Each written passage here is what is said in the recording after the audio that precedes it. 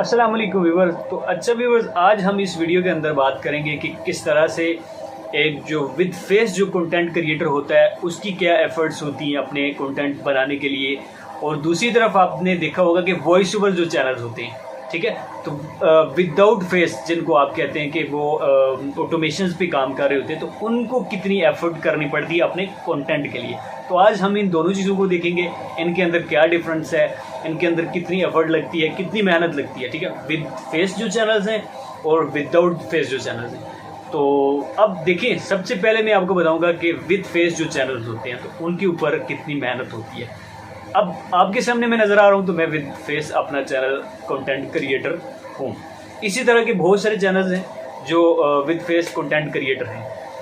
और सबसे पहले मैं आपको विद फेस कंटेंट क्रिएटर का ही बताऊंगा कि किस तरह से वो अपना कंटेंट डिलीवर करते हैं अपनी ऑडियंस के साथ। अच्छा, सबसे पहले देखिए, आपको पता है कि जब भी आप कंटेंट क्रिएटर बनते हैं तो आपके पास एक मोबाइल कैमरा होना ज़रूरी होता है। अब उसके लिए आप चाहें तो अपना नॉर्मल सेल फ़ोन यूज़ कर सकते हैं।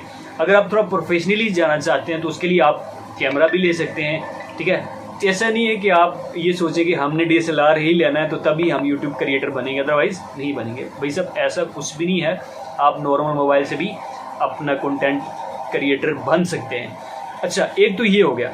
दूसरी बात ये होती है कि आपके पास एक माइक होना ज़रूरी है। अभी आपने देखा होगा कि मैं नहीं यूज़ कर रहा, लेकिन मोस्टली लोग ऐसे भी होते हैं कि उनके अंदर थोड़ी झिझक भी होती है, वो इतना उनको स्टार्टअप में इतना बोलना भी नहीं आ रहा होता, तो उनका जो वॉइस ओवर होता है बहुत कम जो है ना रिकॉर्ड हो रहा है।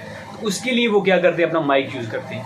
तो बेस्ट आपके पास ऑप्शन होता है कि आप अपना एक अच्छा बोया बाय M1 का माइक आता है। नॉर्मल जो यूट्यूबर्स हैं वो ये यूज़ करके अपना कंटेंट क्रिएट कर सकते हैं। अब दूसरी तरफ आपको मोबाइल के लिए एक ट्राइपॉड चाहिए होती है जिसके ऊपर आप मोबाइल को प्रॉपर जो है ना वीडियो रिकॉर्ड कर सकते हैं। क्योंकि ऐसा तो नहीं होता कि आप उसको हाथ में पकड़ के वीडियो रिकॉर्ड करें, क्योंकि वो तो आपकी वीडियो हिलती रहती है, फिर आपकी प्रॉपर वीडियो जो होती है वो रिकॉर्ड नहीं होती। तो इसके लिए आपके पास एक ट्राइपॉड होना ज़रूरी होता है। दो ही चीज़ें होंगी, ठीक है। तीसरा तो मैंने आपको बताया कि सबसे पहला जो मोबाइल है आप उसको भी यूज़ कर सकते हैं, कैमरा लेने की आपको फ़िलहाल कोई ज़रूरत नहीं है। तो ये जो विद फेस जो चैनल होते हैं, जो कंटेंट क्रिएटर होते हैं, तो उनके लिए ये 3-4 चीज़ें होना ज़रूरी है। उसके बाद आपने देखा होगा कि बहुत सारे लोग जो कंटेंट क्रिएटर विद फेस वाले, तो उनके पास एक स्टूडियो भी होता है। अब आपने देखा कि मेरे पास कोई स्टूडियो नहीं है, क्योंकि मैं न्यू कंटेंट क्रिएटर हूँ। तो जो न्यू होते हैं ना, उनके पास कुछ भी नहीं होता इसी तरह से।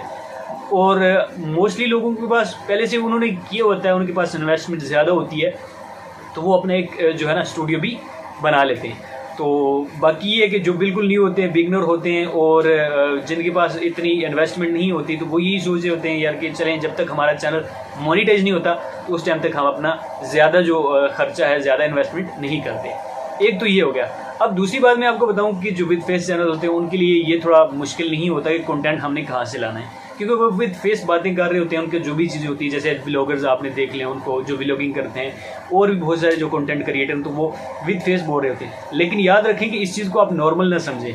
विद फेस बोलना भी इतना जो है ना नॉर्मल चीज़ नहीं है कि आप हर बंदा उठ के बोलना शुरू कर देगा, ऐसा नहीं होता। उसके लिए भी आपको प्रॉपर तैयारी करनी पड़ती है। जैसे जो विदाउट फेस जो कंटेंट क्रिएटर होते हैं, तो उन्होंने पहले स्क्रिप्ट तैयार करनी पड़ती है, वो करते हैं। उसके बाद जो अपना कंटेंट लेके आते हैं, फिर वॉइस ओवर लेते हैं, सारी चीज़ें वो जो है ना क्लियर करते हैं। तो ये सारी एफर्ट उनको भी करनी पड़ती है। अब जो content with face content creator है, तो उनको भी तो करनी पड़ती है ना। अब देखिए, मैं ऐसे ही तो नहीं है कि सोया उठ के आ जाऊँगा, आपको बोलना शुरू कर दूँगा कि ये चीज़ें, ऐसा नहीं होता। तो मैं भी आऊँगा, प्रॉपर तैयारी करनी पड़ती है, अपने आप को ठीक करना पड़ता है, बाल हैं, हर चीज़ को क्लियर रखना पड़ता है, क्योंकि आप विद फेस अपने ऑडियंस को क्लियर कर रहे होते हैं, सारे जो भी चीज़ें उनको बता रहे होते हैं, ठीक है। तो हर चीज़ को अब लोग आपको देख रहे होते हैं, आपको चेक कर रहे होते हैं कि ये बंदा क्या है। देखिए, आप 1, 2, 3 बार आप देखेंगे, कुछ आप एक ही वीडियो को बार बार बोलने शुरू कर देते हैं, या तो आप मतलब कि कुछ सही तरह से अगर वीडियो नहीं बनाते तो आपको लोग जो है ना बुरा भला बोलने शुरू कर देते हैं, आपको कमेंट करना शुरू कर देते हैं। तो ये मैंने आपको विद फेस की एक छोटी सी एग्जांपल दी। अब चलते हैं विदाउट फेस की तरफ, ठीक है। जो वॉइस ओवर आप चैनल्स होते हैं जिनके ऊपर जो है विदाउट फेस काम किया जा रहा होता है, उसमें क्या होता है कि उसके ऊपर भी एफर्ट जो है ना बहुत ज़्यादा होती है। मैं आपको बताऊं कि उसके ऊपर वो क्या करते हैं कि सबसे पहले अपना कंटेंट लेते हैं, ठीक है। कंटेंट के बाद उनके पास अपना वॉइस ओवर होता है। जैसे लाइक मैं अपना वॉइस ओवर ले लूँ, मेरा इंटरफेस तो नहीं आएगा ना, बाकी जो कंटेंट होगा वो इमेजेस की सूरत में होगा या वीडियोस की सूरत में होगा, लेकिन मैं खुद नहीं हूँगा, मेरा वॉइस ओवर। उसके लिए मुझे अगर वॉइस ओवर की बात की जाए तो उसके लिए मुझे इतनी एफर्ट नहीं करनी पड़ेगी। पता है क्यों? क्योंकि मैं अगर सो भी रहा हूँ, लेटा हूँ या जाग रहा हूँ कि जा रहा हूँ, लेकिन मेरे पास थोड़ा सा माहौल अच्छा होना चाहिए जिसमें मैं मोबाइल से अपना जो वॉइस ओवर है ईजिली रिकॉर्ड कर सकता हूँ।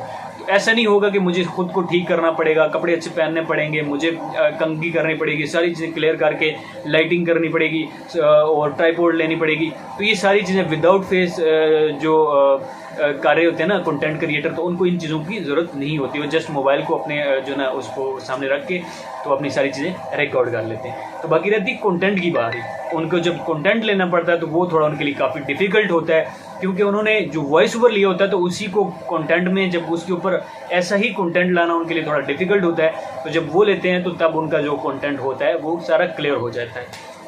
अब बात करते हैं कि ये दोनों हैं, इनके अंदर किस तरह से देखें। अब जो ऑटोमेशन है ना, जो मैंने आपको बताया विदाउट फेस के जो चैनल्स हैं, ठीक है, तो उनका क्या होता है, वॉइस ओवर चैनल जो हैं उनके ऊपर अगर रेवेन्यू की बात की जाए तो वो ज़्यादा होता है। और इस तरफ अगर विद फेस चैनल्स को आप देखें, विद फेस जो कंटेंट क्रिएटर उनको देखें तो उनका रेवेन्यू जो होता है वो कम भी होता है, ज़्यादा भी होता है। लेकिन उसके अंदर आप व्लॉगर्स में चला जाएं, जो व्लॉगिंग करते हैं, जितने भी व्लॉग चैनल्स हैं उनके ऊपर अगर रेवेन्यू की बात की जाए तो बहुत कम बनता है। अगर सर्च बेस के ऊपर अगर आप बात करें तो उसके ऊपर ज़्यादा होता है। तो उम्मीद करता हूँ कि आपको आज की वीडियो पसंद आई होगी, काफ़ी सारी चीज़ें आपको सीखने को मिली होंगी। तो अगर आपको कोई चीज़ें इस वीडियो के अंदर काफ़ी सारी चीज़ें अगर सीखने को मिली हैं तो आपने कमेंट भी करके अपनी राय देनी है कि मेरी वीडियो आज की आपको कैसी लगी है। और अभी तक आपने मेरे चैनल को सब्सक्राइब नहीं किया तो सब्सक्राइब कीजिएगा, साथ बेल आइकन प्रेस कीजिएगा, ताकि आपको आने वाली इसी तरह की लेटेस्ट यूट्यूब के रेलिवेंट अपडेट आपको जल्द मिलती रहें। और साथ लाइक भी कीजिएगा। अपना ख्याल रखिएगा, इंशाल्लाह से मिलते हैं नेक्स्ट वीडियो में। अपना ख्याल रखिएगा। अल्लाह हाफिज़।